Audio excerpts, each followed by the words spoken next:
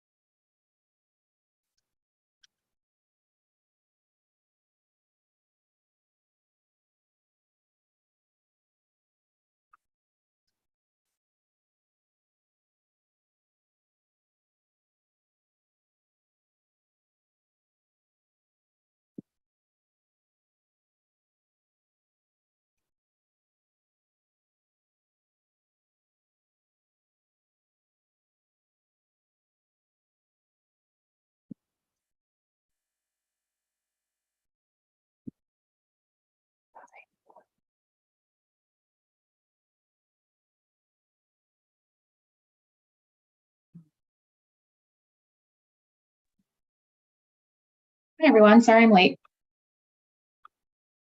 It's okay. Just see here.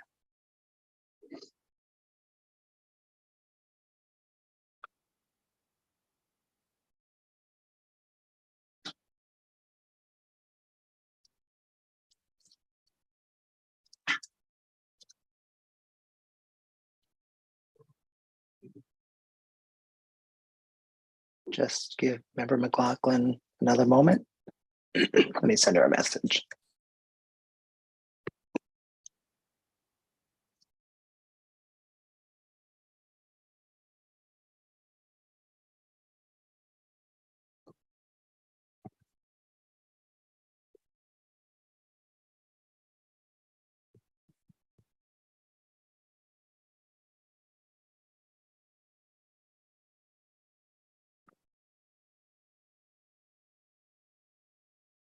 All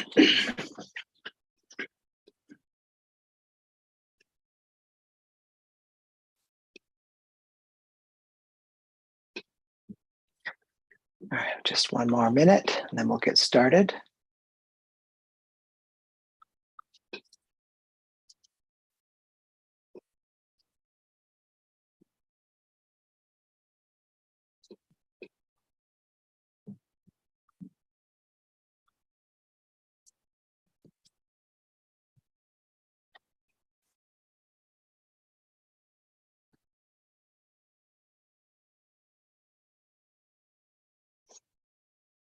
All right, I guess we should get going. There never seems to be enough time. All right, thank you, everyone.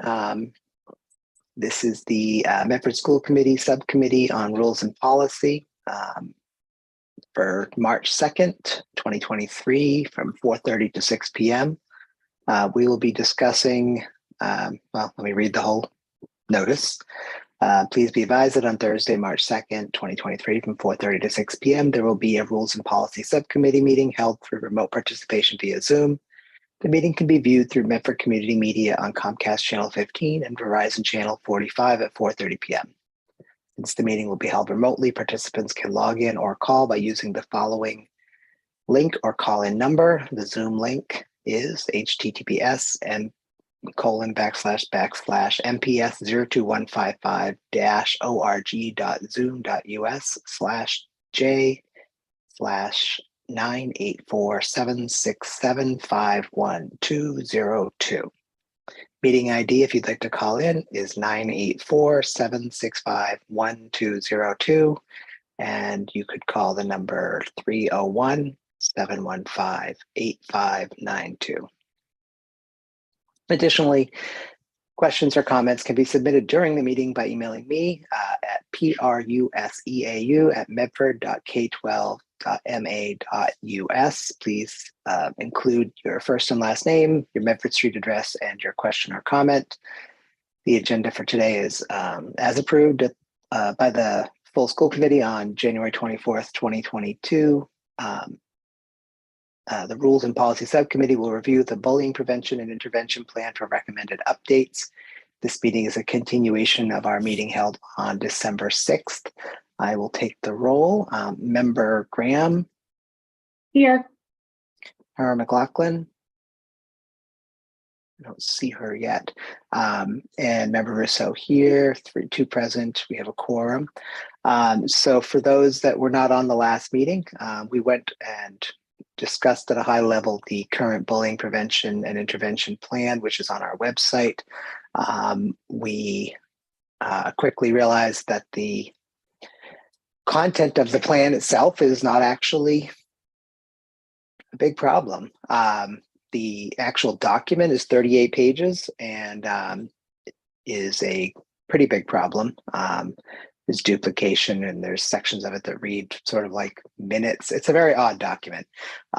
Seems like a stream of consciousness that ended up being published as the policy. So I reached out to the Attorney General's office to ask if there was a way we could work on this Google document in any fashion other than going through it in the meeting line by line. Because it's 38 pages, that is a painful proposition. And the answer from them was pretty direct. I will read from you just a couple sentences. The open meeting law does not carve out an exemption to the definition of deliberation for discussions that do not result in a decision or a vote. Any communication among a quorum of a public body on matters that are pending or will come before it and within the public body's jurisdiction is considered deliberation. Additionally, it says later on, public body members should not work on a shared document except for during a properly noticed meeting that is open to the public. Non-substantive edits like proofreading for typos would be okay, but reworking a policy that would be considered deliberation. So, and then the person that responded, Assistant Attorney General Benedin, says, we are aware of the inefficiencies that can result from this limitation. It's as close to an apology for what the law says, I think, as we're going to get. So I'm going to, if this makes sense to Member Graham, I'm going to share the current policy, and then we're going to go page by page through it, which hopefully there'll be sections we can move quickly through. Does that sound okay, Member Graham? Yeah, okay, great. Yes. Thank you. Let me get the sharing going, and that's the one button I can never find is share. It's there it is. It's the one that's green, meant to make it obvious, but has the opposite effect with me.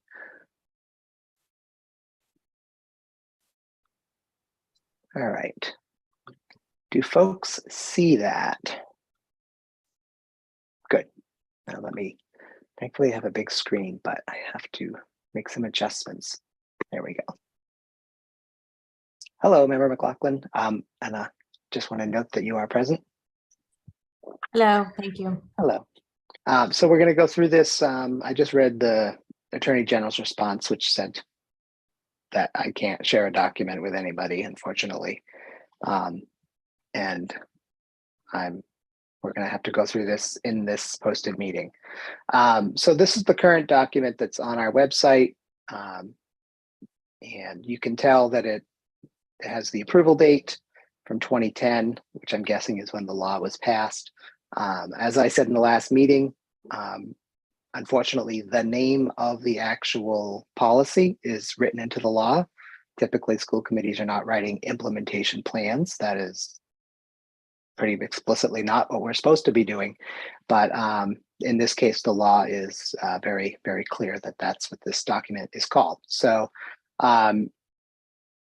let's see. So I'm not going to go through the table of contents because that will update automatically.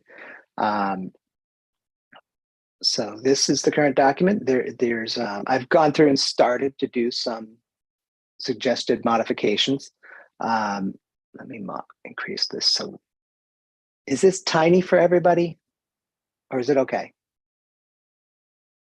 I'm good. It's okay. Thank you. I never know the answer to that. So some of this document is written in a way that very much feels like the law just passed and we're going to tell you about the law. It's now been 13 years. And so some of the language doesn't seem to make a lot of sense. There's also an awful lot of change management kind of language in here. You know, this talks, if we looked at that before I said to cut that, the new state anti-bullying law, I mean, it's not new, saying that we must have this. It was revised in October 2011. The following guidelines were revised in 2014. And most recently in November 2020. So when I look at this document, I think about what's the purpose of this document and what do we want this document to do. One of the most important things for any kind of policy is that it's actually something the people that should know it can read. 38 pages is problematic in that regard. And so does anybody who needs to read the current policy need to know the full history of it? I think the answer is probably no. So I recommended that we cut this, and I will just keep going. And if the members feel like, or if anybody feels like, no, this really is something we need to keep in there, please just raise your hands or speak up, because I might miss your hand. So I'm not going to read every line. But this one here, this is violations policy for any student to engage in bullying or cyberbullying at a location, activity, function, or program that is not school related, or through the use of technology or electronic device that is not owned, leased, or used by the school district. If the bullying creates a hostile environment at school, or the victim infringes on the rights of the victim or at school, or materially or substantially disrupts the education process or just orderly operation of the schools as determined by the school. I'm not suggesting we cut this. I actually think this is probably part of what the law was aimed at. My question, you know, we write the policy and then the district has to implement it. When I read this, I get really like, you know, I think there was a case at the Supreme Court just within the last couple of years about a student who had said something on TikTok or Instagram or something, and then the district punished her, and it was completely outside of school. I think it was in the summer even.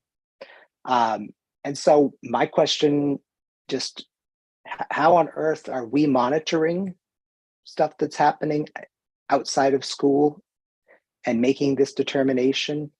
And I realize my comments are really tiny, so let me zoom and hopefully you can see that. But how do we determine this? It feels a bit like we're deciding to be the arbiters of behavior of students 24/7. And I don't think the intent is a problem. I just think, how on earth does this get implemented? Member McLaughlin. Can you zoom back out again so I can see it? I'm sorry, yes. Thank you. Yeah, I mean, just having worked with a number of folks who have been through this process, and it's just so abstract, as I'm sure you can imagine, particularly with social media. It can be really, you know, tricky. And I think that what I've seen and experienced is the way that these things get handled, you know, sometimes well, and sometimes maybe it could have been done better, is through reporting from usually, you know, the victim or the victim's family, particularly around things that are outside of school. And it is, in my opinion, and was the intent of the law, in my opinion, that this is addressed in and outside of school, particularly because, oh my God, I'm forgetting Phoebe's name. What was Phoebe, you know, the girl from Hopkinton that a lot of this law was created by, if anybody remembers? Phoebe Prince, South Hadley. Thank you. Phoebe, yeah, South Hadley. Thank you, Phoebe Prince. That so much of this law was created for, you know, that was the problem, is that she was, you know, obviously one of the problems is that she was being bullied 24/7, you know, through all kinds of, you know, means. And so I think that was one of the reasons that it was addressed. But I think that, in my opinion, one of the things is that families, students, and obviously staff need to be educated and informed around this to understand that that is the policy, and that it can and should be reported outside of school, you know, I think you had an example of what about if they're at summer camp and they have a bullying situation, do we get the call and go to work to deal with this in the middle of July when the students aren't even available to us for interactions? I would say yes. I mean, I think that we have to figure out some of that, but particularly maybe when I would defer to Maurice about, whether it's, that summer and we're convening people to deal with it over the summer, or if we're getting the notification and we're making a plan for when the students are returning in September. I'm not really sure, but the notification I would think can and should happen in July. And so there needs to be a process for that because it does extend to outside of our school. So that's my 2 cents. Thanks. Thank you. I would like to hear from the folks that would have to deal with it, which I presume is the principals. We won't get into the edge case of a student who's a rising 9th grader. So there's no, the principal at the high school does not have any relationship. The principal at the middle school is, I don't know when their responsibility ends, but I assume the last day of school of June. That edge case, I think, is complicated. But, July 18th, you're maybe taking a vacation and there's a report, whether it's through the reporting system we have. Do you all believe that it is your responsibility and expectation that you will swing into action to do whatever you do if it happened during a school day in a regular normal week of the school year? Member Graham. Thank you. I think I totally understand the spirit of what this paragraph is trying to accomplish. I think it's rather poorly worded and confusing. So I think there is a difference between how things that happen outside of school impact students during school in the building, and who is responsible for taking action for discretely things that happen outside of the school. And I think this paragraph is worded in such a way that those two things are completely muddled together. But I think in your summer camp example, if there was a situation at summer camp, the school district would not supersede, right? The activity and the responsibility of the summer camp simply because the two students happen to be students at Medford Public Schools or not. And to the extent that that issue was handled and resolved during the summer at summer camp or wherever they are, that would sort of be outside the sort of fringe of school. But if there's something that starts in summer and makes its way into the building such that it is infringing on a student's rights to an education, that's different. So I feel this paragraph is poorly worded because it muddies the water and makes it sound like the school is the arbiter of literally every possible bullying situation that an individual might come in contact with simply because they go to Medford Public Schools. I don't think that's the intent of the paragraph, but I think that was certainly how I read it the first time, and I was sort of taken aback. So I think there's some rewording there that would clarify those boundaries in some way. And maybe at some point in the policy, there need to be some examples that would to make that clear for people so people understand. But I think that was my read of this paragraph, was just that the paragraph simply needs work. Because it's a pretty, and I think this is a criticism of the document in general, that's a very long, complicated sentence. That's one sentence. And it's full of qualifiers and commas and all kinds of things. So if that's only one sentence, it's the length of a paragraph.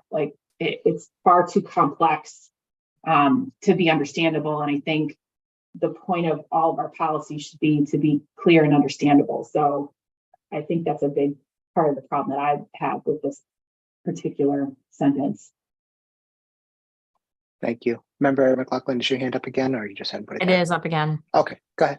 I guess first I wanted to ask, if Howard's here or whether, Howard is going to be here at some point for things, because I think that we could I mean, I think that's part of what the law is. It's always so debatable and whether we're interpreting the law the correct way for this and all of those things. I think it makes a lot of these things really sort of ambiguous. And I'm not sure that it's really our role to try to figure some of it out. And so that's a little bit concerning for me. And then the other concern is, just as an example that you had, Member Rizzo, a few minutes ago about, I know you said that, sort of the fringe moving from one school to another, middle school to high school or something like that is sort of outside of the scope. And I would actually beg to differ. I mean, we actually had a personal experience that I will share that, where there was some middle school bullying and, we're encouraged. This was a long time ago, so I don't want people to think that it's anybody that is currently within our schools. But we were encouraged to not file a report and instead to allow, administration to notify each other of the situation so that, incoming administration would be aware to keep an eye out to make sure that this wasn't happening at, another school or what have you. And that's part of the problem is that if there's not, and it didn't happen, but that's part of the problem is if there's not communication between one school to another when kids are transitioning, that can be terribly problematic. So I don't know that that was necessarily a good example. And I'm just saying that for edification really of the public, I guess, in terms of, how these can be really tricky. And I think our role here, if I understand correctly, is that we want to try to be clear and succinct with what our policy is. And I think that there also has to be some legal review or something of it, because I don't think that we are in a position to interpret the law. Thank you. I agree. We definitely, that's a great idea to get Howard in here. Or I can send him questions after of the things that we identify, because I think that that's really important. Member Graham? Yeah, I guess this document is enough of a mess that it would be a pretty egregious use of taxpayer dollars to ask Howard to clean this up in its current state. So I do think we need his eye and his lens on this, but I think there's a considerable amount of work to do before we get to the point where that's a good use of his time and our money for him to do that. Like, for example, there's 3 places where there are definitions in this document. Like that can't be. There needs to be one place where all the definitions exist. So I think there is like a first pass we need to take through this and then bring Howard in for the more legal spin, and the making sure that the intent of the law is being carried out in this policy. But I think there is a lot of work that we can do before we're going to be at a stopping point to bring Howard into the mix. Yes, I agree. It's plenty we can do. I'm actually literally going to put notes of ask Howard when we think that there is a situation like that, rather than saying, Howard, here's 38 pages and pretending that won't cost us anything. Yeah. And Member McLaughlin? Yeah, thanks. No, to be clear, that's not what I'm suggesting, but I am suggesting that I would like to keep draft of the document with all edits recorded, and maybe we're doing save as, so we have versions or something. But my concern is because we don't know, I mean, I'm sure that there are some things here that are pretty obvious, if there's repeated information, it's pretty clear it doesn't need to be repeated, those sorts of things. But if there are things that we are making a decision that, we think we can omit, but we don't in fact really know that, then how do we really know that is what I'm saying. So I guess I would say agreed. I think there's work that we can do here before it goes to an attorney. I also think that we need to keep versions and records of what our edits were so that it is really clear, or just keep again the comments and the strikeouts and what have you if we want to do that. But to be clear so that whoever is looking at it can see what the process and what some of the work was, because I think that there may be instances where we could, and this is why I think an attorney needs to look at it primarily, where we could be thinking we're doing something that is appropriate when we're not. Yeah.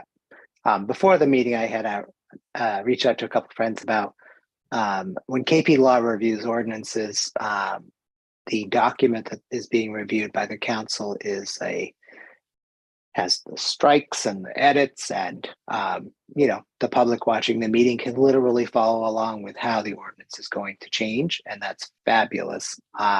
Unfortunately, Google isn't Word. Word I think gives you all those features, and I noticed that even KP Law was not using Google; they were using Word.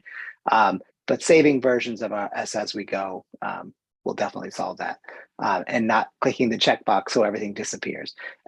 Were there any administrators that wanted to comment on this issue of how does it actually happen now in the two different scenarios? The one, let's just be simplistic and say the middle of the summer, but also the transition between middle and high school, for instance. Like, how does that kind of thing happen now, or does it happen now, or is your understanding of your responsibilities under the law? How do you see those things?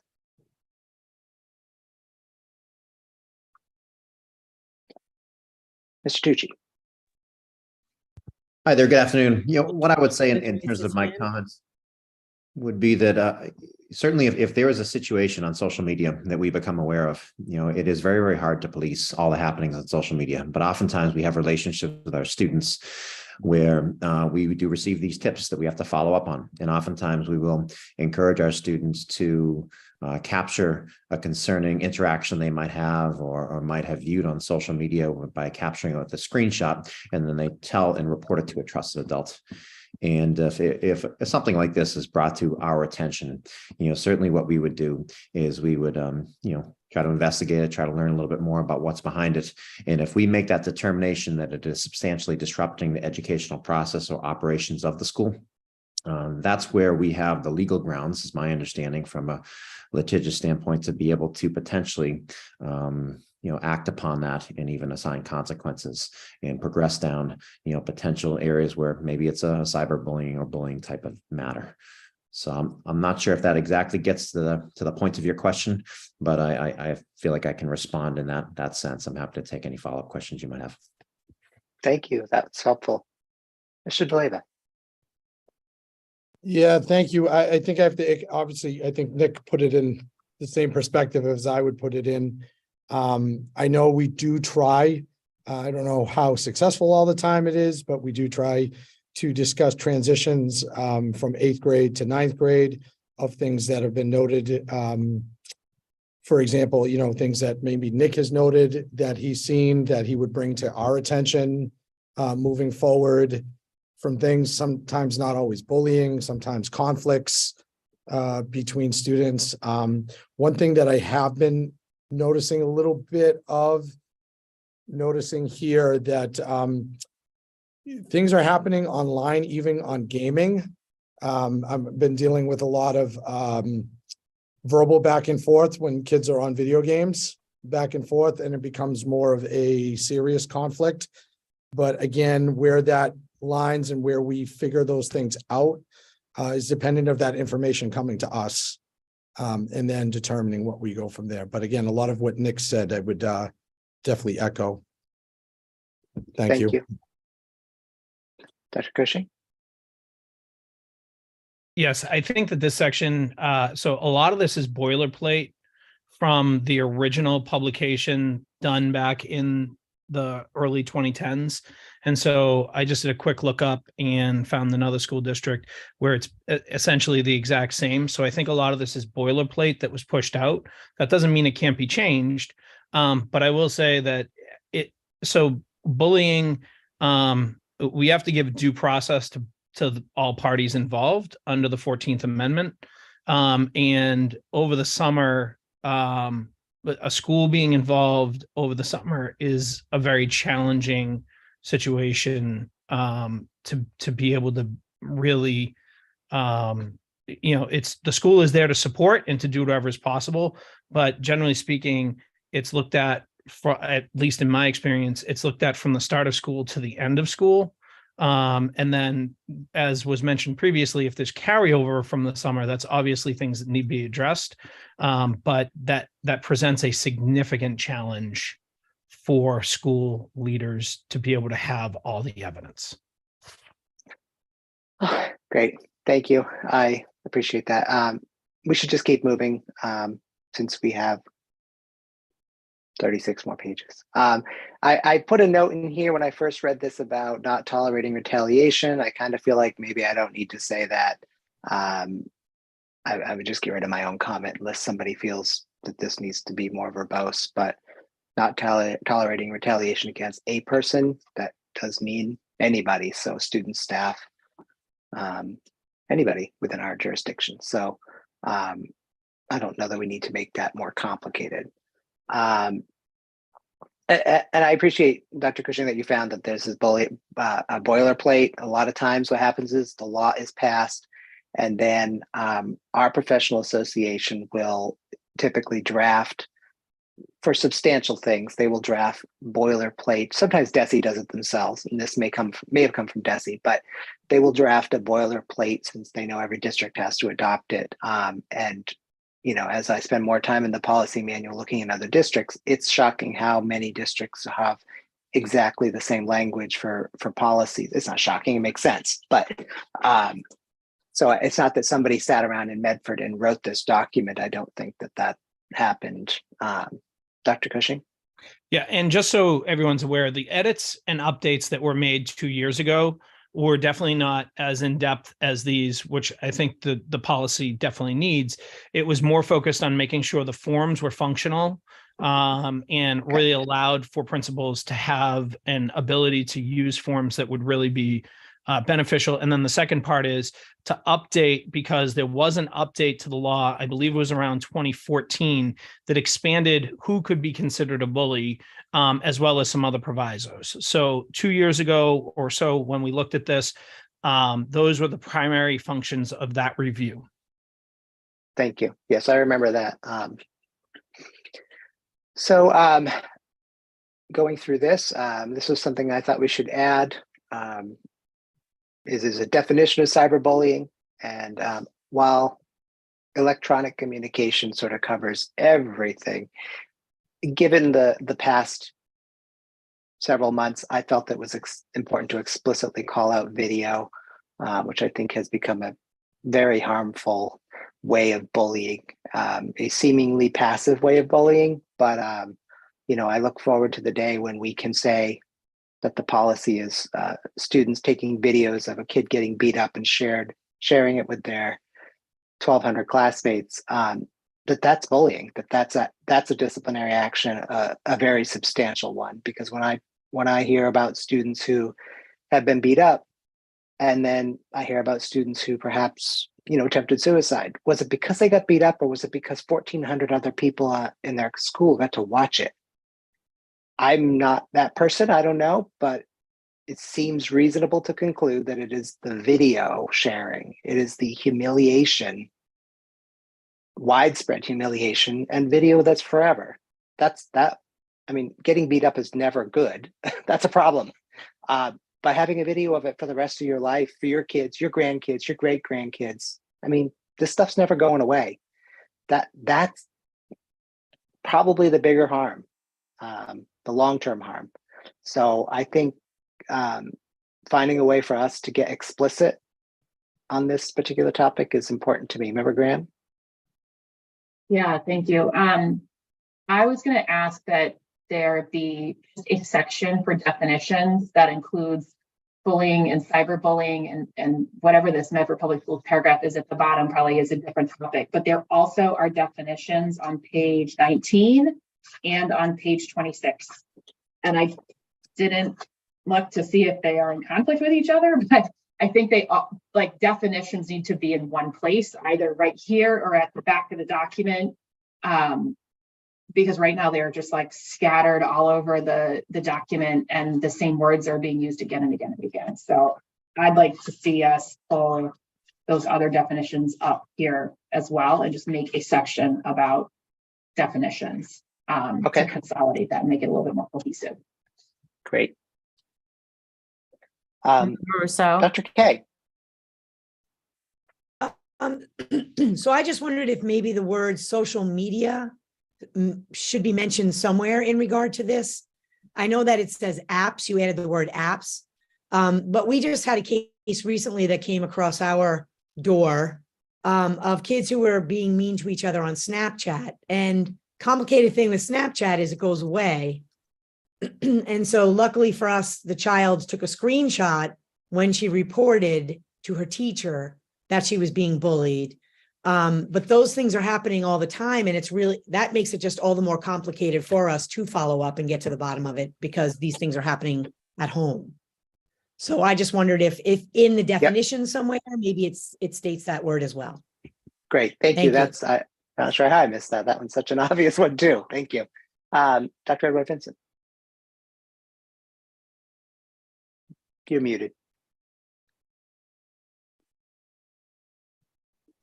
Yeah, no, I just had wanted to comment a little earlier when you had added the definition with the other pieces about video, and what the other administrators were sharing and saying that first it was bullying, and now we're dealing with the cyber bullying, and this is truly a problem.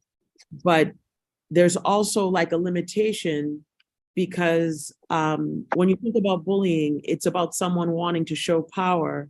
They want to be the powerful one and take advantage of someone else in that particular point in time. And so technology and media or videoing is now being manipulated in such a way that whoever the videographers are, or the person who's actually doing the bullying, they feel empowered by that. And I just feel like it's as we create this and kind of say what our expectations are, I think there's so much about education that needs to happen. And Member McLaughlin, I hope she will share, but there is going to be something taking place next week on March 9th about bullying with our special education. I want to be able to say it the right way, but Medford's going to be doing a bullying workshop, and it's about what parents and professionals need to know is the title of the workshop, and it's being done in collaboration with the Federation for Children with Special Needs. And I just feel like we need to continue to educate, demonstrate, and show our students that are in front of us what is appropriate and what is inappropriate. And I just wanted to add that piece to the conversation, because there are some things, you know, we can have the best intentions, but if someone truly has malicious intent, you know, we need to be able to say that this is wrong, and also get that person the necessary help that is needed. And I just kind of feel like bullying has existed for a long time, but the way in which it presents itself now with these videos getting liked, and I don't know how people do it, but they resurface it, they share it with different people, they do the airdrops, you know, the images, students taking images of themselves with limited clothing or no clothing. And it is a form of bullying, and sometimes it ends up classifying as child pornography. And so I'm just saying that these are the things that the administrators, especially at the secondary level, 6-12 world, have to deal with on a consistent, or not a consistent, but at least they've encountered it enough times. And I just feel that the educating parents, helping parents to become partners with the district, for them to understand, like, when we're reaching out to you to say that this is what's taking place, we truly do need them to partner and collaborate with us and get the appropriate supports their child needs. And sometimes it does fall under the cell umbrella. I can't stress it enough, because it's something that we're all dealing with, and we shouldn't pretend that it's not happening. Yes, thank you. Member McLaughlin. Thank you. Yeah, no, I just wanted to add for the presentation on the 9th, that it is the Federation for Children with Special Needs that is doing it. Full disclosure, I work for them. I don't do the presentation. I just know about it. But it's also contracted through DESE. So the Federation is contracted through Department of Education to provide this training. So it's not specific to just children with disabilities. It's not specific to just families. It's also caregivers, guardians, foster families, and staff and others. And I think it's a really good opportunity. It's virtual. We will see if it can be recorded potentially for people if they need the link shared, if they're not able to make it. There's a registration link that I did share and a flyer. I know CPAC and the district are working together to get this flyer out to the community, and the superintendent will be getting information out as well. So thank you for that. But I do think that there's so many nuances and so many pieces that are really tricky. And as Maurice was just saying a moment ago, I was actually talking with somebody just last week specifically about the child pornography issue, because it's not just an issue for the person that creates it. If somebody forwards that image, they're considered complicit. I mean, it gets really messy and can get really troubling with law enforcement. I'm also on the board of an organization called Mass Kids, which is about child abuse prevention. So I know some of those things around that, and it just can get really messy. And so I think training for everybody is a really, really, really good point. And hopefully people will come on the 9th, and it won't be the only training that exists, but I would second Dr. Eby. Thank you. Member Graham? And then maybe we can move on. Yeah, I'd like also to see us add a section to this document around the district's administrative obligations around education. So I think it's perfectly appropriate for us to set policy that says the district will do certain things. And we should have, there's stuff in here that's like a clear, like, example of why doing that is like,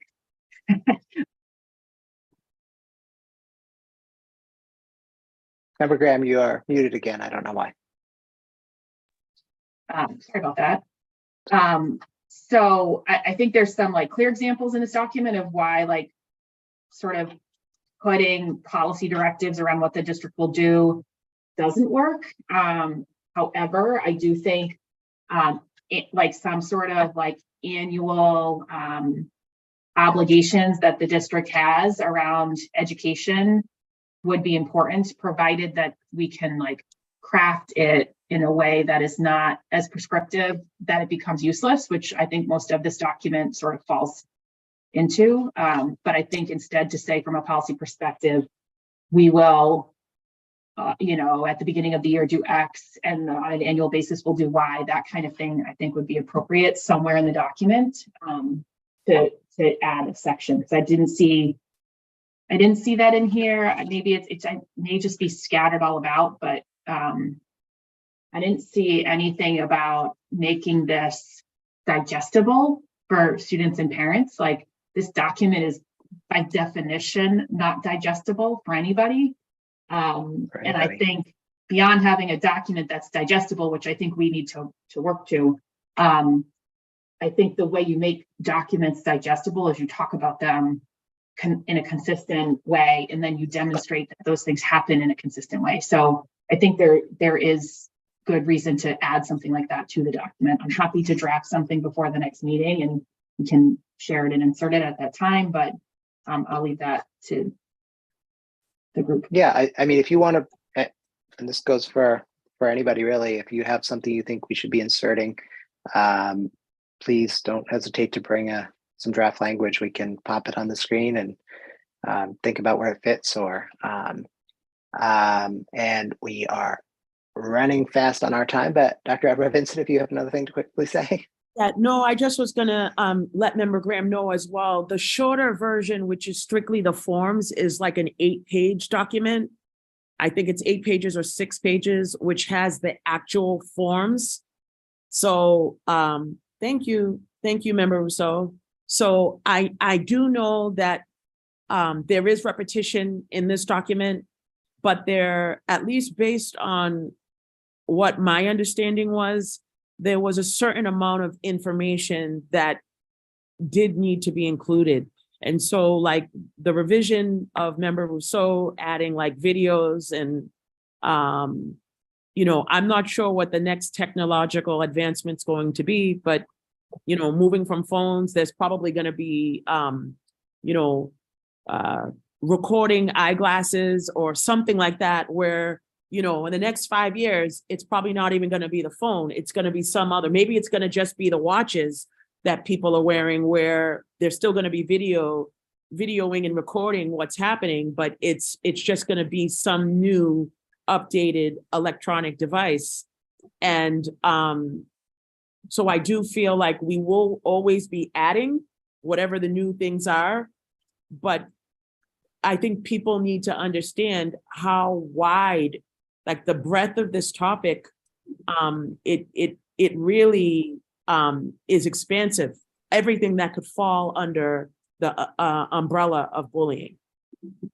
That was all I want. So I know this is the longer version, but people may opt to use the shorter version, which is, the form packet, and then go to this one to kind of read the details. Great, thank you. So I just want to get back to the language here so we can move along, at least to the sections where we cut them out, because that will make us feel like we've done something by chopping whole sections out. But I certainly don't want to stifle conversation. This word here, intelligence, I don't even get it. Like, does anybody read this sentence and have any idea what on earth this is meant by this? I just can't make it make sense. I do. I think it's, like FBI speak. I think it's just, writing images, sound, video, data, or intelligence of any nature. So intelligence could be like old style notes, right? Like anything that sort of is evidence of bullying. Okay. Does anybody mind if we get rid of it? Since I think it's just weird. I feel like you could change it to information and it would at least be understandable. I like that. Or evidence. I would say evidence, data or evidence of any nature. Evidence is fine. How about information or evidence? I like information too. I don't know why that's not there. How about there? Okay. And now you know what the right like commas before in a list. All right, so definitely the social media edition. This paragraph here. I think we could probably lose facsimile, but that's just me. Yeah, right. Where's that? I'm sorry. That's after social media. Oh yeah. Do we still have fax machines, Dr. Edward Vincent? We do? All right. Well, I guess we'll leave them for now. I do. Okay. Sorry. Every time Can something requires one, I'm at a complete panic. Like, where do you even get one of these? Remember, Graham? Just come to my house.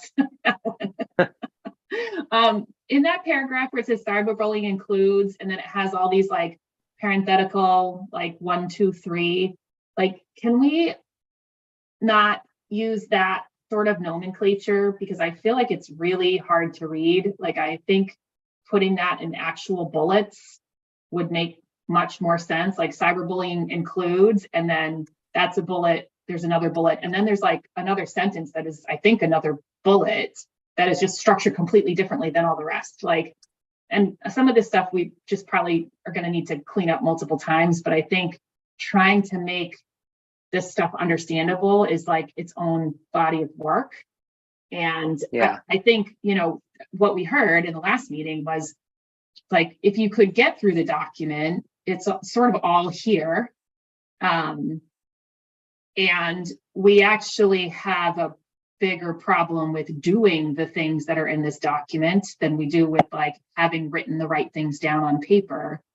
And I have to attribute at least some of that to this document being so complicated to like read and internalize. So I think for our part, like, we can commit to making this a more readable document.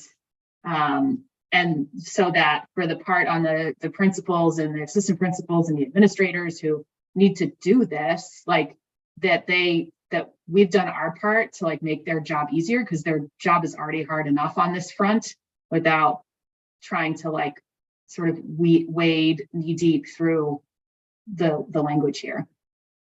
Yeah, that makes a lot of sense. So I think I would agree with that, Member Russo. And just, I think that we all have, ideas on ways to do that. And I think, I know that Member Graham offered to sort of take a pass at that. I think that's a very good idea, not to have, everybody doing this, but if Member Graham, because I know you like to organize things, if she's willing, as she had said earlier, taking a pass. And I would just recommend, I mean, I'm sure you know how to clean up documents, as I'm sure we all do, but I would also just recommend like the subheadings, right? Making it really clear, all the ways that we learned, to write, what have you. But, and I would also add, and I know that I have talked to Dr. Cushing and Ms. Bowen about this, and I believe there is hopefully an iteration of it that we can include at some point, a visual. So there will be a visual that, for those who don't learn, who are neurodiverse potentially, and don't learn with all of the text and the subheadings and the bullets and all those fun things.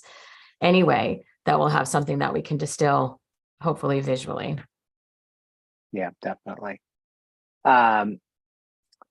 So this thing here, I just feel like there was something I've heard that is far more up to date, but that's just why I added that comment.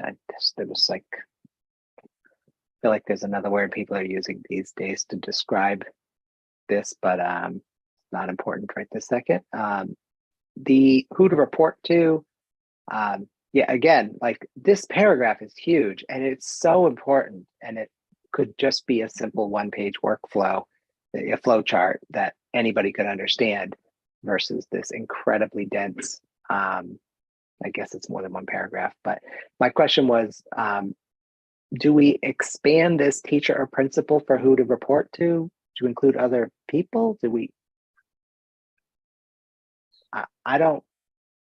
I mean, those are the people I think of, but like you could report it to a nurse or guidance counselor or Member McLaughlin.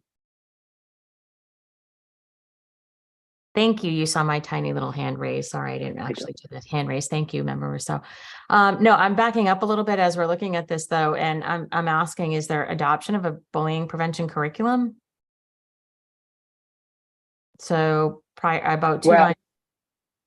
2 lines up. I will say, I don't know if we have one now, but I'm on the HECAT, the health education curriculum, whatever that long thing is. And we've made that front and center as something that we have to have, bullying prevention as well as bystander training. So I don't know what we have now, or but we will definitely have one. I believe Michigan model has some, but I don't think we were happy with it. And we can ask someone from the team in a second if you don't mind, but I'm assuming that or maybe I shouldn't assume, are those HECAT meetings public, or are there notes? No. They're not public. Are there minutes coming out of them? Like how? Yeah, that's interesting, because how are we getting? Will they be reporting out of that? How? Oh yeah. Okay. Yep. Yeah, we'll be reporting out. Yeah, and I'll check in with maybe with Dr. Cushing in terms of what the schedule is, and I'd like to know sort of, some of the agenda items as well, because I think it's important to know that that's on there. I guess I didn't realize that bullying prevention curriculum was going to be. Yeah, the HECAT covers it. Frankly, I was unaware, even though I volunteered to be on it. I did not understand that the HECAT covered. It just covers so much. It's really impressive. And just for the edification of, again, the public watching, or folks that are on here that don't know what the HECAT is, it was Peter, would you mind through the chair, Member Russo, if Dr. Cushing could just. It's the Health Education Curriculum Analysis Tool. And so a committee has been convened to, or not a committee, a group has been convened based on applications that were submitted and chosen to review that. Correct, Dr. Cushing? Correct. Yes. Yep. Thank you. Member Graham? Thanks. Just one thing about the HECAT before we move on that I want to make clear. That committee is not an advisory committee to the school committee. That committee was established by the superintendent, who has the full purview of curriculum selection. So the fact that those meetings are not public and there are not minutes being published in the public are because the superintendent in her role is not subject to the open meeting law the same way that the school committee is. So there's nothing inappropriate going on, that the superintendent absolutely has the full latitude to do exactly what she's doing and establish a committee. She happened to ask that the school committee have somebody participate, and that's Member Rousseau. So I just wanted to put that out there. I do think for this policy, what's important is that as a matter of policy, that we will maintain and deliver high quality bullying prevention and bystander training, I think is the appropriate thing for this to say. I don't know what the rest of the paragraph says, but I think that's the appropriate thing from a policy perspective that belongs in here around the bullying. But we should stop short of naming a particular curriculum, because the school committee does not have the authority to select curriculum, and putting it in a policy document means we will surely be out of compliance at some point in time when the curriculum changes and we forget that it was in here. So I just wanted to suggest that somewhere in this document, in some iteration, we identify that it is a requirement of this policy, that it's our policy that the administration maintain and deliver high quality curriculum, but that it doesn't have to be more definitive or explicit or prescriptive than that, because this is a policy document. I would agree. And I think that, that it's providing the bullying prevention curriculum and bystander training. And then I would, I would also suggest that would be to staff and families. Agree. And Mr. DeLeva. Thank you. I'm actually going to the statement where it says should be reported immediately to his or her teacher or principal. Can we include assistant principal with that? I think assistant principals have a unique working with students as well. And I think that would be something that you'd want to add into this document. Thank you. Dr. Vincent? Yes, I had wanted to share that there is a flow chart. I know Member Graham, you were saying something. I just shared that flow chart with you, and it kind of talks about the steps in a visual way. I don't know if it's something that maybe as we continue to go through at some point, if we stop the screen share, you might be able to screen share. Wait, is this it? Yes, that was one of. Yes, that is it, Member Rousseau. Are you able to make it larger, a little larger? This is. I hope so.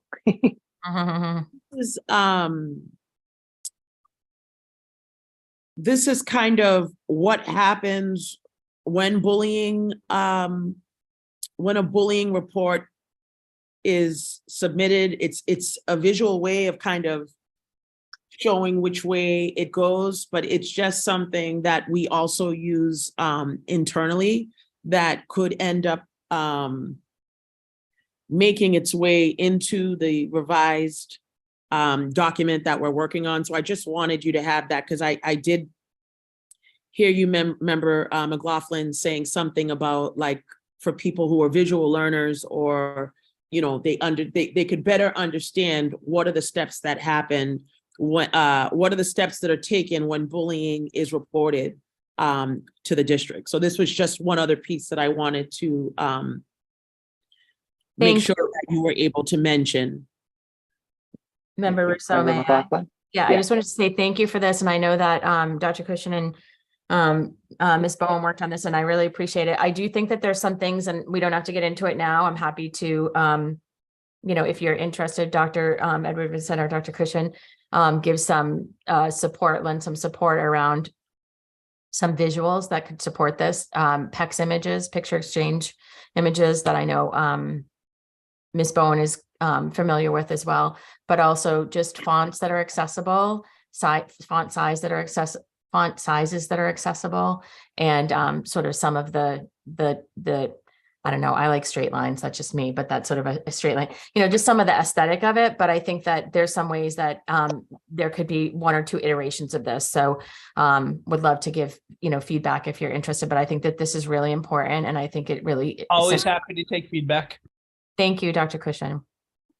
Great. And Member Graham, is your hand still up because you wanted to talk again, or?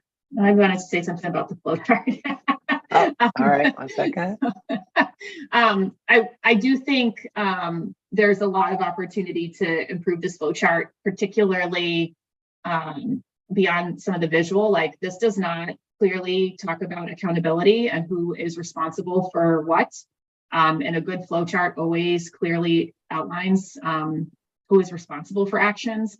So I think there's a lot of opportunity here. I'd like to suggest that if we intend to include this in our policy, and maybe we can talk about that, that, one of us take a shot at what a revised flow chart might look like, and then bring it back to the group and share. I think we're going to have to, find a way to like divide and conquer this document, because we're going to be meeting until the end of time if we don't. So, I'd be happy to do that. Great. Yeah, I'm happy to do that, Member Russo, Member Graham, and then bring it back for another subcommittee meeting. Thanks. Member That would be great. Vincent? Yes, and I just was going to say, yes, we're definitely open to the feedback. Member Graham, where you were saying the accountability piece, sometimes it will be bullying can be reported by a parent or a guardian, a caregiver who could be completing the initial form. Sometimes it will be initiated from the school side going out. So we also have to just keep that in mind of who the initial reporter is. And so that was just, again, something to at least let us know what were the preliminary steps, but we are definitely open to feedback and getting this document updated and reflective of the work that's taking place right now. Thank you. I understand that completely. And I think it's, there's going to be a lot of places where there are many people who can be involved in a step, which I think does make it confusing, especially for a parent who was like just trotting along their year and found themselves in a situation where they needed to pay attention to this. Like, it shouldn't be hard for them to understand who they can expect to engage with them. And I think, like, anytime you make a long list like this, like, you should report it to your teacher, your coach, your guidance counselor, your nurse, your assistant principal, or your principal, or other school staff. Like, that's great. It's like all encompassing.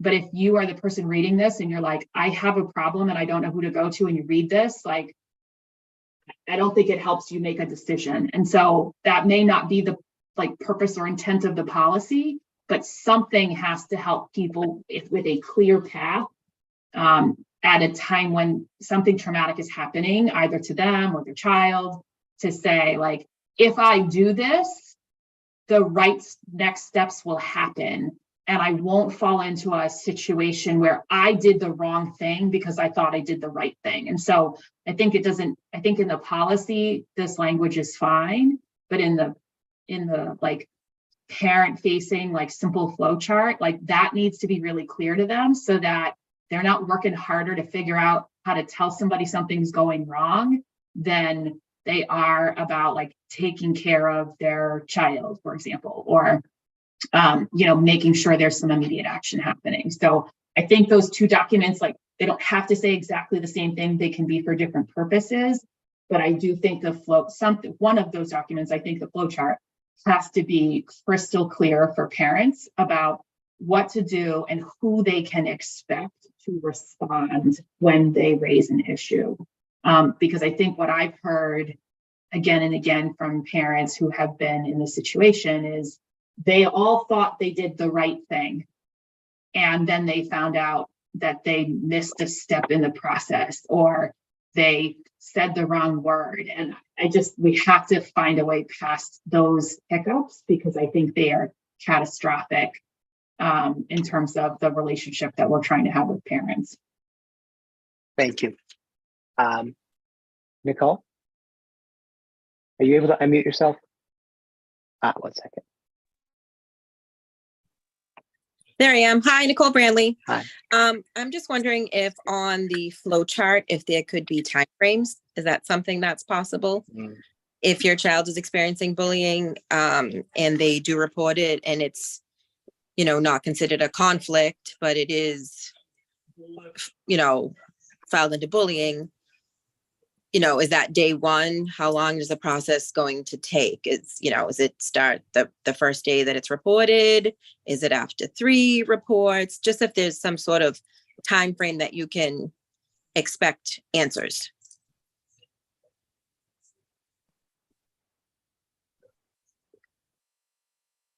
I like that idea. Sure, I think that makes sense. Member Rousseau, Yes. Go ahead. is Ms. Brownlee Thank done? Yeah. I'm done. Sorry, I'm done. Well, I mean, I'm not really ever done, am I? But I'm done at the moment. Yes. Thank you. Okay. So also I wanted to mention, and it's something it's really food for thought. I don't know that it's for right now, but we do need to think about it. And so maybe it's something that we're putting in our notes or what have you, that, it needs to be explicit that, this is not, and I know it says in one sentence here, but it does not say sort of procedurally what that means. But that, there can be bullying by staff, right? Or by teachers or by, guidance counselors. Some of the people that were saying it needs to be reported to immediately is his or her, blah, blah, blah. In what if in one of those instances that is the person, so that they're feeling that they're being bullied again. So I think we have to think about how we state that, and maybe it's after this, if, I don't know. I just want to put that on the note in the parking lot. Thank you. Dr. K. So I just wanted, when we're talking about timelines, I think it's very important for us to keep in mind too. I don't know about the high school and the junior high level, but it is incredibly time consuming for at least at the Mississauga, from the point of when it arrives on our desk to when we get it done. Because oftentimes we're investigating and we talk to one child and that leads us to 4 more. And then those 4, it's like the Fabergé commercial, you tell 2 and they'll tell 2 and so on, if you remember that from years gone by. And so, I mean, literally when I got back from my leave, I had nothing but bullying reports on my desk, and not all of them were founded, but that's all I was doing pretty much when I got back here, because we talk to kids at length. We try not to put words into their mouth. They're little, they sometimes don't really fully understand, although many times it does happen that it is bullying. So I think we need to be cautious when we're putting timelines. I think it's important to say from the time we get it, that the investigation starts. But from that point on, to me, it's really worrying, and it makes my job even harder to say that, we have to start investigating and be done within 3 weeks. Because sometimes vacations come in between, especially if we're talking about having us have to deal with it over the summer, right? Does that make sense? Absolutely makes sense. Yes, thank you for that. I think that's really important. And I think when I think about timelines, I think of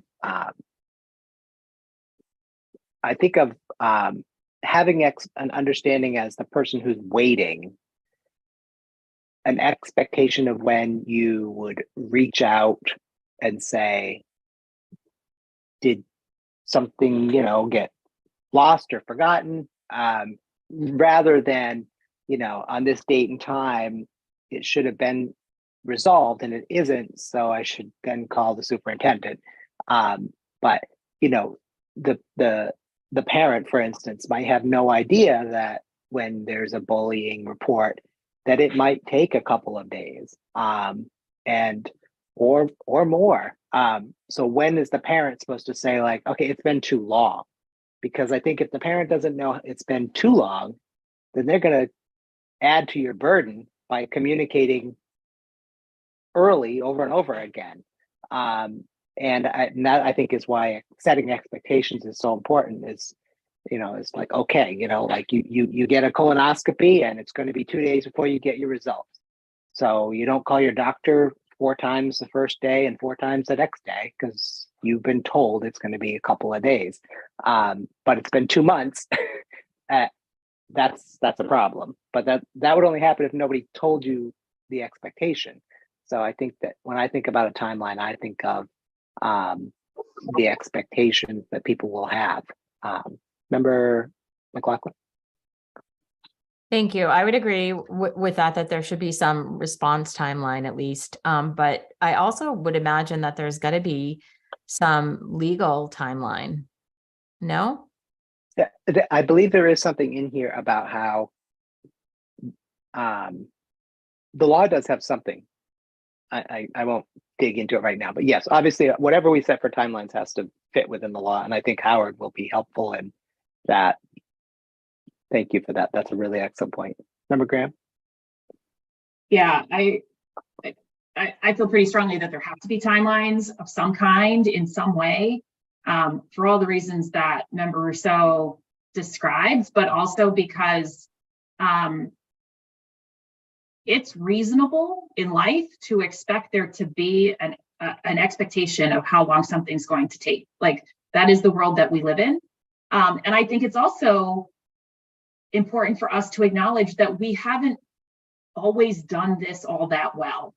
And in order to like earn the trust of the public, we have to set forth a parameter of how we intend to operate so that they know, so that if something goes awry, that we can be alerted that something has gone awry. Because I think that there are times that we're not alerted that things go awry because everybody thinks somebody knows something about it, and that's maybe not true.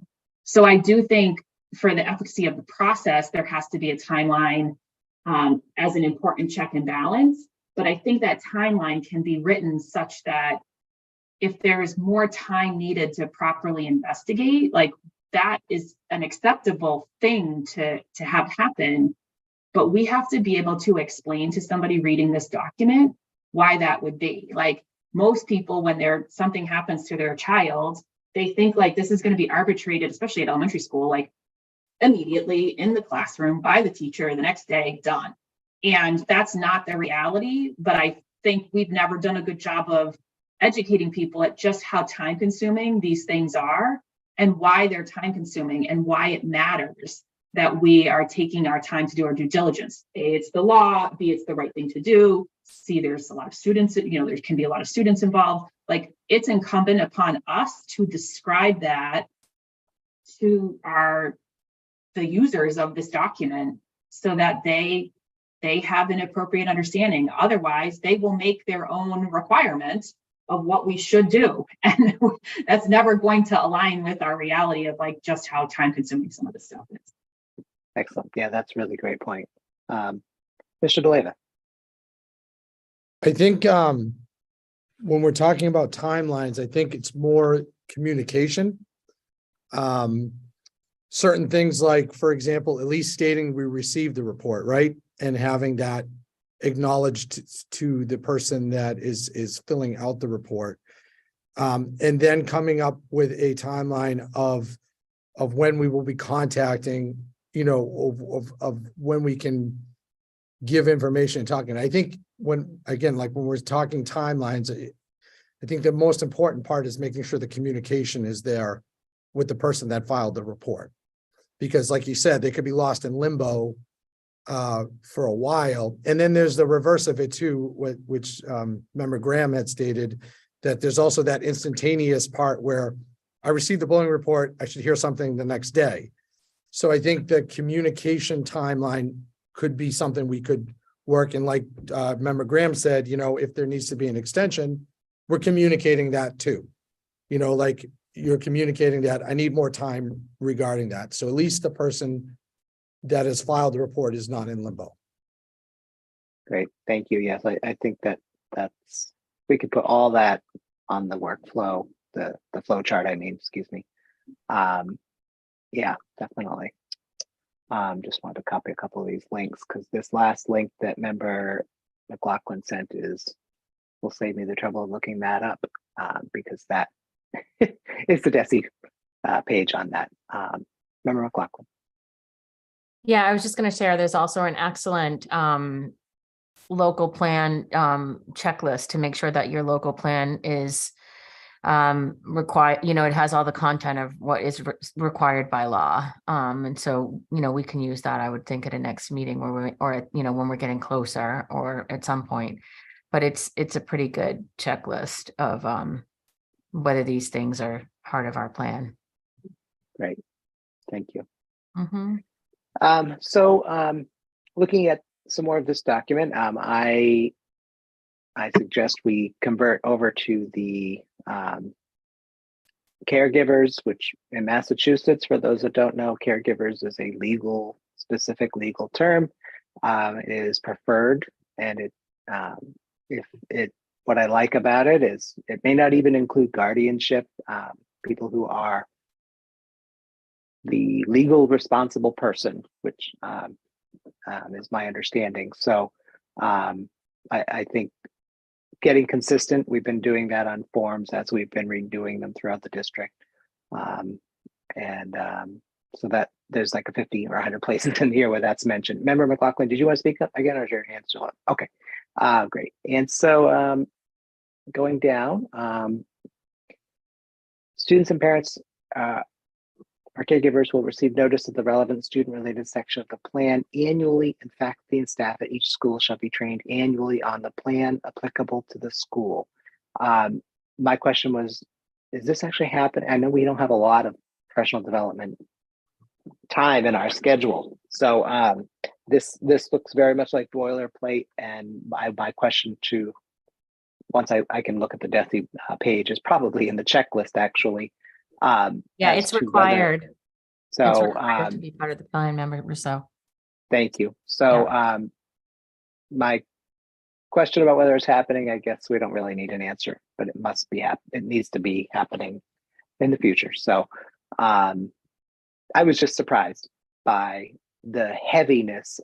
Not that I don't think it's right, I do. It's just with 3 full professional development days a year, I was surprised to see that this is supposed to be happening annually with all staff. Anyways, going down, okay, there's a bunch of links that are broken. So, and some of these things don't seem to exist anymore. So I will take it upon myself, if that's okay with everybody, to hunt for equivalents or to look at other district policies and see if they have replaced them with something else.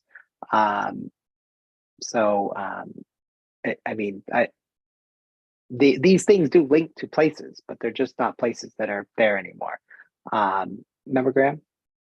I would actually recommend that this entire section be removed, because this is a policy document, and I think the policy should be that that the administration will maintain a compiled guide about internet safety and cyberbullying and distribute it on an annual basis or something like that. Rather than putting these links in here that, again, like, links change, and these may not, like, if you ask Mr. Tucci, like, does he even use these links actively? Like, he may use something completely different. So I think this section should come out in favor of a requirement that the administration on an annual basis, like, maintain this resource on the Medford Public School website. I think that sounds fabulous. I put a can it be deleted because I'm going to have to go take a quick peek at the language of the law. Unfortunately, it may in fact be required, but I'll find that out. And if it can be deleted, because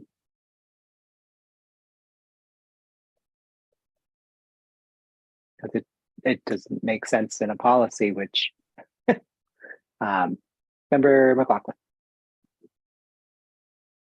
I would agree that we can have a resources section, and it can say, for resources, please, go to the web page. If you need printed resources, please contact someone, for folks who, may have this in a print form and are not able to go to the web page. That might be an option. And then Ms. Bowen had something in the chat, Member Rousseau. Thank you. Yes. So Ms. Bowen did mention that these trainings are actually mandated, and the principals provide them to all staff at the beginning of each school year. So I'm really happy that's I'm just gonna quick little checkbox there. That makes me happy. Thank you. Not that being happy is the goal of our meetings.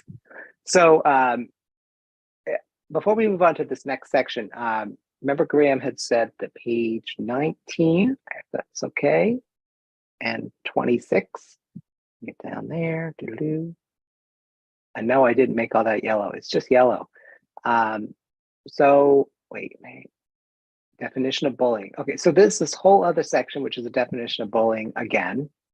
And it's a different format. Look at that. So if a member would like to take a look at the two definitions, let me go down to section page 26 for kicks. Boom, 26. At least this one, not exactly the same format, but this one at least looks more like a definition section. Right. So would a member be take on the challenge of looking at the three different sections where there's definitions, deciding which one looks the best, and recommending which one we take? I'm certainly fine with doing it. It's not a big task, but rather than us going through, because it's also really hard to jump back and forth here and try and figure that out in a Zoom. I think a comparison is a good idea. I prefer this than the narrative paragraphs. I think this is the point of what we were making earlier about having subheadings and bulleting and what have you. So it looks like somebody, or maybe they copied it from somewhere, had, a similar idea to make it more palatable. I just think, it would be a good practice to compare to make sure that there's not one that has something that the other doesn't.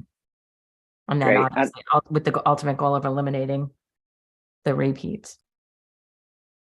Great, I'll take that on. I agree just at a glance that this is definitely a better look. Need to compare to the content of the other definitions about. Member Grant? I just want to be mindful of time. We have 8 minutes left, and I'm wondering if I have some overarching comments about I think this whole section about health education scope and sequence does not belong here and should be removed. And then there's another section immediately after it that also I think should be removed. Oh, academic and non-academic activities, this doesn't belong here either, in my opinion. So I'd like to see those two things be removed. But I'm just wondering if, in the interest of time, if it makes sense for us to just have you start back at the top, scroll through the entire document so that everybody can see for the record what changes exist in here today. And then agree on when we will reconvene with our respective components so that the next time we come together, we can put all of those components together and then think about what's the next iteration of the document. But I think if we could do the definitions, we could get some input from Howard about what's required and what's not. We could do the flow chart, and then what did I say I would do? Oh, the district's educational obligations section, to write that. We would be on our way to a cohesive document. Yeah. So just so I'm clear, so going through and checking off, for instance, that we're going to cut this, just so when we come back, we're not looking at the always being edited document and we're sort of starting with the where we are so far, because we have the original policy. We can do the comparison and draft something for the full committee prior to approval. Well, I would like to say iterations of the work is what we were talking about at the beginning of the meeting as well. So I would like you to do a save as for this document, today's date for this is the. But we have the version history. Right. Google will keep the version history, so we can, don't have to save it as. Okay, but then mark this as the date for that iteration, and if you want to download it, so make sure that Google doesn't. Something doesn't happen with Google and whatever. So download a copy where it has the today's date, where it's named with today's date for this iteration instead of just relying on the Google version, I think would be helpful. So that we don't at the risk of a technical snafu, we can, still document what's been done and backtrack if we have a question or we need to verify that what we intended actually is, what we ended up with, so that we're all on the same page. I think it would be helpful to have that. So I would suggest that that's fine if we come with the edited version for next time, but that we have something to compare it with today's. If we need to go back and say that's not quite how I remember it, I'd like to look at it and not take up too Yeah, much. we can immediately just go back to any version. Like this is the one we started with today. No, I know. I understand how. I know. I'm sorry. Remember, so I understand. I just don't want my Google Drive to be filled with 43 versions of the same document. Okay, then So- you can download it and send it in an attachment to me, and I'll keep it in a file for me. Oh, If that okay. works. Yeah, that's Yeah, fine. I can do that. Yep, that would be fine. And then there was something else I was going to ask.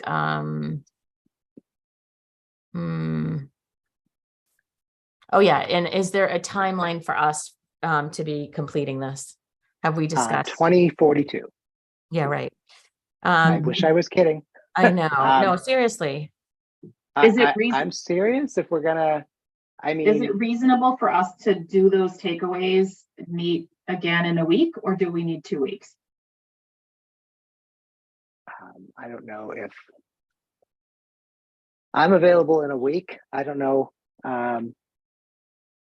Dr. Vincent, if your Well, we're having the schedule- bullying the bullying thing is next week on the 9th from 7 to 9. I think it would be good to have that and then come back to the table, frankly.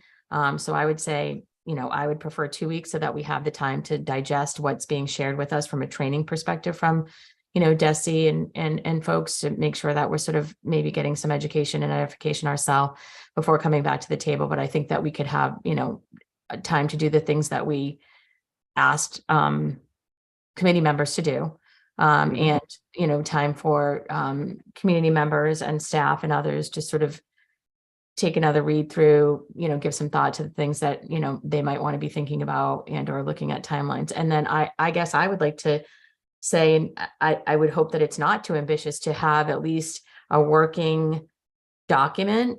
What are we in March? I think we need to have a working document, especially for things that are pretty egregious. I would say I think it's reasonable to put a working document together within a 2-month deadline, with the understanding that the work could be evolving. But we at least need to have something that can be presentable to the community, I would think, before the end of the school year. Oh, Could we meet on the 14th, which is a Tuesday? I'm free.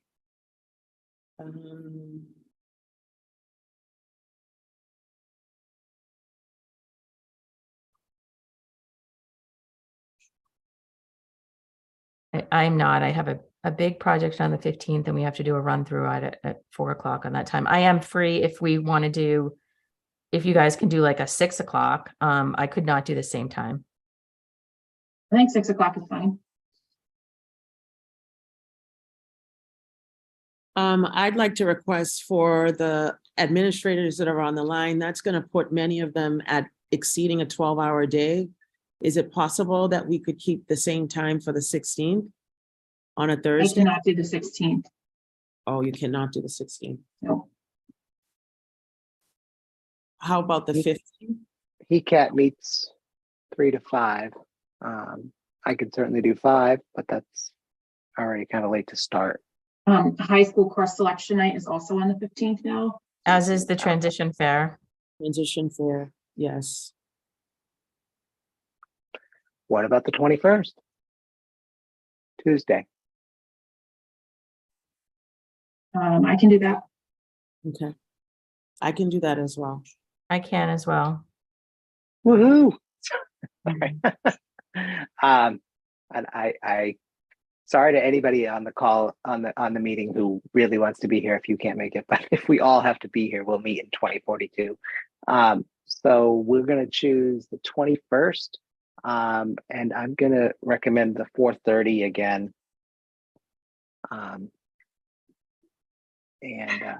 I'll work on that. So the to-dos, if I have them all correctly, is that Member McLaughlin is going to take a pass at a upgrade to the flowchart, correct? Yes, in collaboration with Dr. Cushing. Yes, yeah.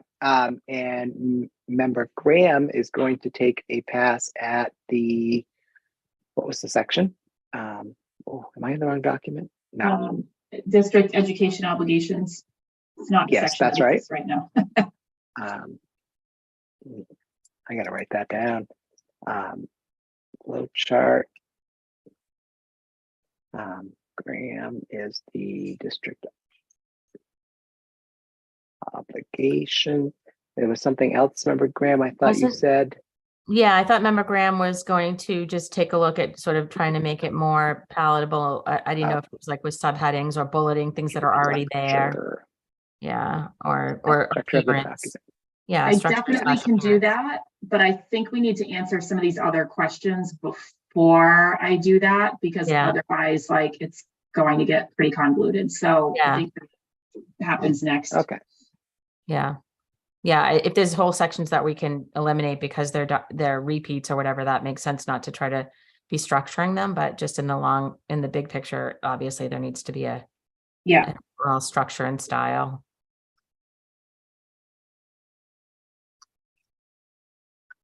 And somehow Google does not know my own name. Annoying. Are My you own also account. are you also going to check in on the sections and whether they're required? Yes, I'm gonna check on sections that are required in the law. So we can delete unnecessary stuff as noted in the document. And then may I make a recommendation, superintendent, that, Howard gets a heads up that we're doing this stuff? Yes. Please? Yeah, I will reach out to him. When I spoke with him earlier today, it was regarding other matters, but I will let him know that this meeting is taking place and you would like him to be able to attend. So I'll try to get this on his calendar as soon as possible. Yeah, and if not attend, at least have some time for, review or a synopsis or something. Because I know member Rousseau said he was going to generate some questions as well. So Yeah. Yeah, I have some notes in there to ask Howard, and I'll write those up. Oh yeah, so we're going to see whether these sections are legally required. God, I hope not. So just who was going to do the definition consolidation? I can do that. Okay. I thought you said you were going to do that, member Rousseau. I did say I was going to do that. Yeah, let me do that. Okay, I'm happy to do that's it. at I least feel something- like you have plenty of other things to do, so I'm happy. I can take it if you'd like. I'll take it because it's the easiest thing I'm going to have to do, and I like to have something I can say I did and finished. Great, and so then we have our next meeting for March 21st from 4:30 to 6 p.m. Has to be posted. I think that was everything that we had. And when I'm going through the comments that I added and we've added since, if there's anything additional that we should have been discussing just now, I will save it for the next meeting. Any final words from anyone? Oh. Good. Yeah, I'd like motion to adjourn. Thank you, everybody, for being here. I appreciate Second. it. I know this is hard work. We have a second. Member Graham, Yes. Member McLaughlin, Yes. Member So, yes, 3